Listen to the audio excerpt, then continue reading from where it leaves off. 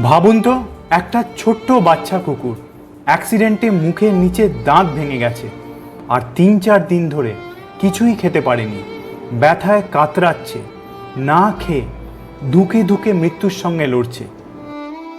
এই বাচ্চাটাকে প্রতিদিন নিজের চোখে দেখেছেন কুদঘাটের শ্রুতিদি, কিন্তু একা একজন মানুষের পক্ষে কিছু করা সম্ভব নয়।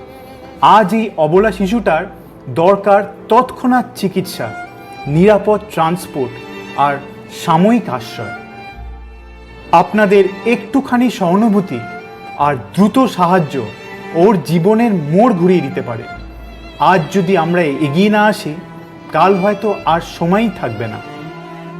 এই মুহূর্তে আপনার শেয়ার, আপনার ফোন কল, আপনার সহযোগিতা একটি প্রাণের জীবন বাঁচাতে পারে।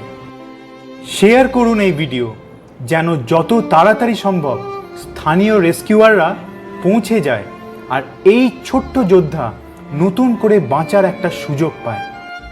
আসুন আজ আমরা সবাই মিলে শ্রুতিদির পাশে দাঁড়াই আর এই দুটো নির্দোষ প্রাণকে একটা নিরাপদ ভবিষ্যৎ দিই।